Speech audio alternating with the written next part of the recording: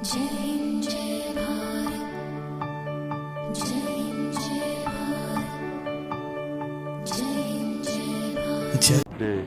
पहले घबराना नहीं। खान साहब जो है ना वो 6-6 महीने के लिए वो लोगों को लाते हैं कि अपना खर्चा मर्चा जो भी कोई नुकसान फायदा जो है ना वो कर लें। इनका मुंह ने सिलाई काम ने कितनी दफा स्कैंडल, इमरान खान साहब को खुद पता है इससे पहले कि इस पे हैं। इनका जो NACL का स्कैंडल था जिसमें गिरफ्तार भी रहे थे यहाँ पे ये उस पीपल्स पार्टी दौर में जो सुबह मोटो लिया था supreme court of Pakistan, story मुझे याद है, मैंने ब्रेक की थी वो सारी, उसको फॉलो किया इन्होंने। उसमें गिरफ्तार रहे, उसमें सुप्रीम कोर्ट का फैसला पड़ा हुआ है 2013 का कि मुनिस के यहाँ बार्कले बैंक अकाउंट में लंदन में 18 लाख पाउंड पड़े हुए जो पाकिस्तान से इन्होंने हैंकी फैंकी की थी वो वापस लाए जाएं। इमरान खान साहब ने उस स्कैंडल के बावजूद कि नैब के पास डंप होकर पड़ा, इसलिए नैब चेयरमैन पसंद है ना सबको कि जरा इसको नहीं जाना चाहिए, इन्होंने उसको हलफ दिलवाया। वहां पे वो जो बैठे हुए आरिफ अलवी साहब उन्होंने हलफ दिया।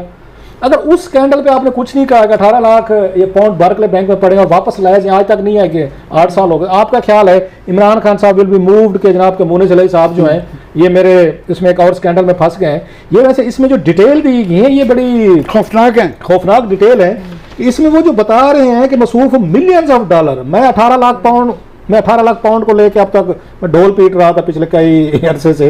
अब ये पता चला उन्होंने 5.6 मिलियन डॉलर्स जो है वो यहाँ से उन्होंने शिफ्ट किए अपनी जो उन्होंने आकर बनवाई। और अगली चीज जो बड़ी खौफनाक इसमें बताएगी, आमिर साहब इस पे रोशनी डालेंगे कि 2007 में जब परवेज अलवी साहब थे, ये उसकी अल जजीरा न्यूज की बड़ी इंतहाई कंप्रीहेंसिव रिपोर्ट है ये, वैसे अल जजीरा की जहां से मैं कोट कर रहा हूं, मैं बड़ी उन्होंने मेहनत करके स्टोरीज पे लिखी है। वो ये कहते हैं कि मुनीस अलवी साहब के जो वाले साहब थे 2007 में परवेज अलवी की हुकूमत में यहाँ 608 मिलियन डॉलर का बैंक ऑफ पंजाब का स्कैंडल आया था जो बड़ा स्कैंडल था। इस तरह के सारे लोन्स थे, उसकी वजह से बैंक ट्रबल में आ गया था। बैंक को बचाने के लिए फिर उन्होंने 608 मिलियन डॉलर बैंक को दिए। ये नहीं बताया कि वो बैंक बैठा जो है वो मेरे जैसे लोगों की वजह से है, इन्हीं की वजह से, बेटे के लोन लाइन की वजह से बैठा है। अब वो पता चलते हैं कि जनाब 5.6 मिलियन डॉलर जो है बैंक ऑफ पंजाब कर्जा स्कैंडल से मुबैना तौर पर हासिल किए गए थे। अल जजीरा न्यूज ये रिपोर्ट कर रहे हैं और उन्होंने कहा जनाब यही पैसा उठा के उन्होंने बैरून मुल्क जो है ना उन्होंने इसको वहां पे उन्होंने इन्वेस्टमेंट किया।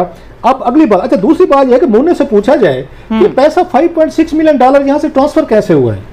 आपने डिक्लेयर किया था यहाँ पे FBR को, उस पर टैक्स दिया था, सोर्स ऑफ इनकम बताया था, और प्लस क्या स्टेट बैंक के जरिए गया था, क्या ECC ने अप्रूवल दी थी? क्योंकि 5 मिलियन डॉलर से ज्यादा अगर आपकी रकूम हो तो ये आपको स्टेट बैंक से यहाँ पे इसे ECC से इजाजत लेनी पड़ती है, फाइनेंस मिनिस्ट्री से, आपको कैबिनेट अप्रूव करती है, उससे कम पे तो स्टेट बैंक कर सकता है।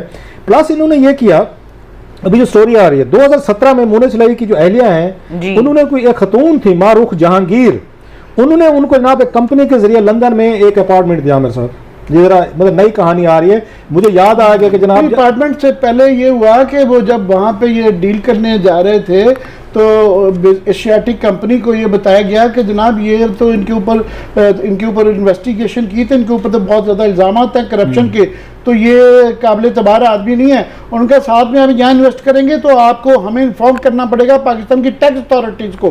फिर ये तरीका निकाला गया, ये घर वाला।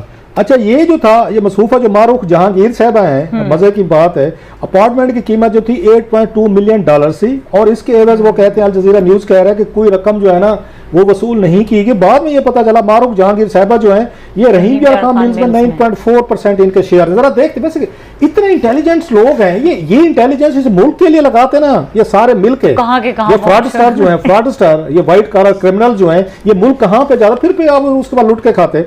अच्छा अब जो मजे की चीज है इसमें ये मुस्लिम लीग क्यों का जवाब सुने जरा। बाकी चीजें पहले साथ में ये भी है कि रहीम अरगम की मिल ये वही मिल है, याद रहे कि खुसरो बुख्तियार साहब भी जिसके स्कैंडल में है, उसमें मियां मुनीर है, चौधरी मुनीर साहब है, उसमें खुसरो बुख्तियार के भाई हैं जिनको इन्होंने यहाँ पे आपको याद होगा शुगर स्कैंडल में जो सब्सिडी दी थी उन्होंने उस वक्त असद उमर साहब थे, रजाक दाऊद साहब थे, प्राइम मिनिस्टर साहब थे, 4 अरब रुपया जो देना चाहते जो, तो पंजाब में इनका जो भाई बैठा है वहां पे हाशिम बख्श वो खुसरो का भाई है, उसने चेक काटा, एक और भाई है शहरयार, उन्होंने मखदूम शहरयार को 56 करोड़ रुपए अपने हाथ से दिए।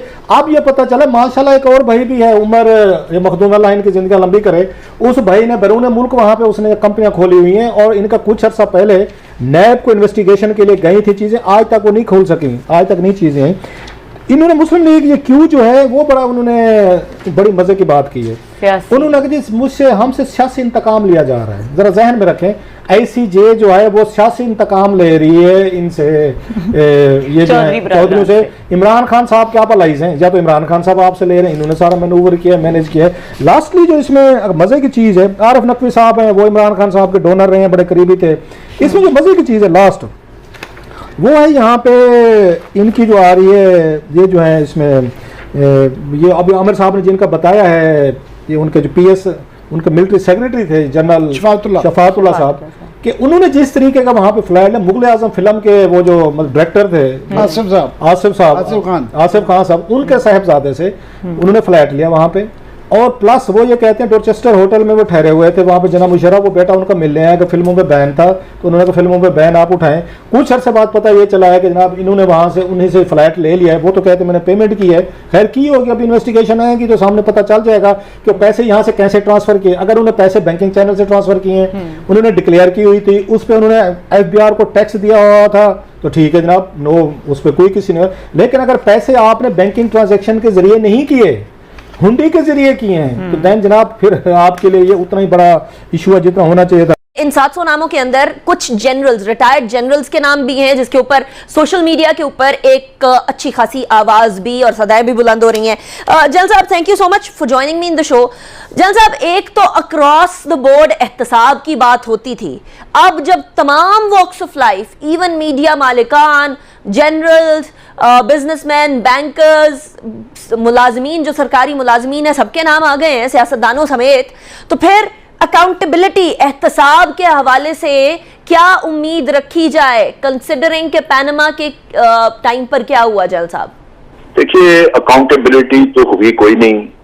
वो जो 250 के करीब या 300 के करीब नाम थे पानामा में आए, उसका क्या हुआ? कोई हुई उसकी अकाउंटेबिलिटी? उसमें कोई आर्मी ऑफिसर नहीं था। अब ये 700 से ज्यादा नाम है, मिला के कोई 1000 नाम बन जाते हैं, दोनों अगर हम ग्रुप कर लें, और 1000 में अगर 2 या 3 या 4 रिटायर्ड ऑफिसर्स के नाम आए, आर्मी ऑफिसर्स के, तो सबसे पहले तो ये चेक कर लेना चाहिए कि क्या उन्होंने डिक्लेयर किया था। क्योंकि मैंने एक जिसका बड़ा शोर मचा, लेफ्टिनेंट जनरल शफातुल्लाह शाह, उसका मैंने ट्वीट पढ़ा, तो उन्होंने तो लिखा कि जनाब मैंने जब खरीदा उसी वक्त से मेरा डिक्लेयर्ड है ये, और FBR के पास मेरी मनी ट्रेल मौजूद है, लिहाजा मुझे कोई मसला नहीं।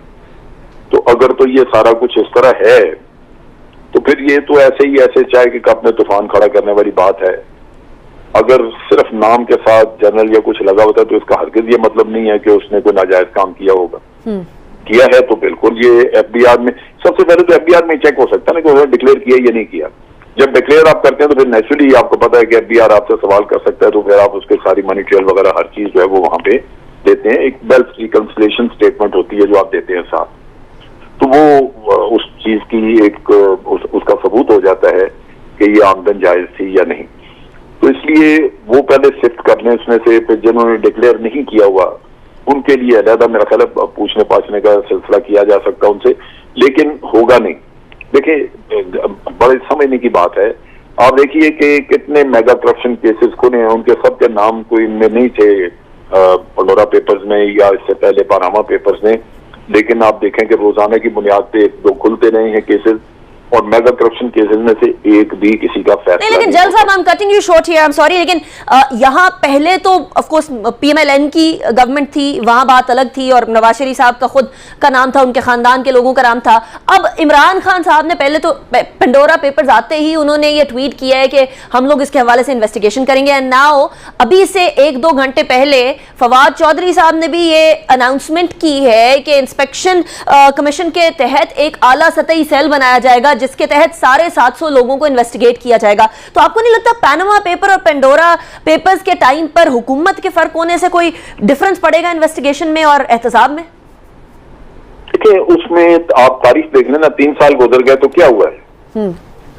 किसी एक को सजा हुई? मियां साहब को जो हुई थी वो तो इनके आने से पहले हो गई थी, और वो केस सुप्रीम कोर्ट में चला गया था, वहां उन्होंने वो डॉक्यूमेंट्स नहीं दे सके।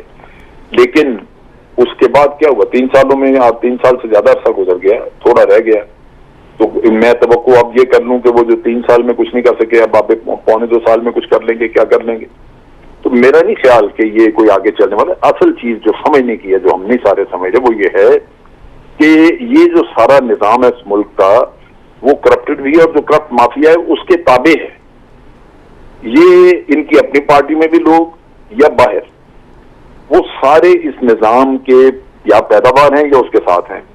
जब बड़े आदमी करप्ट करते हैं, जिनके पास इक़्तिदार और हुक्मरानी होती है, वो करप्शन करने से पहले उस निजाम को, अदारों को जिन्होंने ये चेक करना होता है, पहले उनको करप्ट करते हैं या उनमें अपने लोग बैठा देते हैं।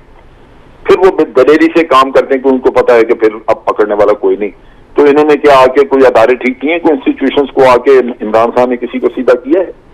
आप जुडिशरी देख रहे हैं, आप देखें हुदैबिया पेपर मिल का केस, उसमें रियासत का पैसा, इल्जाम है कि मियां साहब ने उसको गबन किया गया था या जो भी, वो पैसा निकलवाना था। तो पहली बात तो ये कि हुकूमत ही नहीं की थी, हुकूमत जो थी वो जिस पे इल्जाम था उसके साथ खड़ी हो गई, हालांकि रियासत का काम था कि पैसा निकलवाते। वो पैसा निकलवाने के बजाय वो अदालत में सारे जमा होकर बाद मियां साहब के लिए नारे लगा रहे होते थे। तो फिर जनरल साहब मतलब कोई उम्मीद पेपर मिल का केस जब अदालत में आया तो अदालत ने कहा जी टाइम बार्ड। आप सोचिए कभी दुनिया में ऐसा हुआ है कि रियासत ने पैसा किसी से वसूल करना और कहे नहीं जी पैसा ये खा गया बस ठीक है क्योंकि टाइम बार्ड हो गया? ये कभी दुनिया में हुआ है? लेकिन पाकिस्तान में तो हुआ है। थैंक यू दोस्तों इस वीडियो को पूरा देखने के लिए। आई होप आपको ये वीडियो पसंद आया होगा एंड आपने लाइक बटन भी प्रेस कर लिया होगा।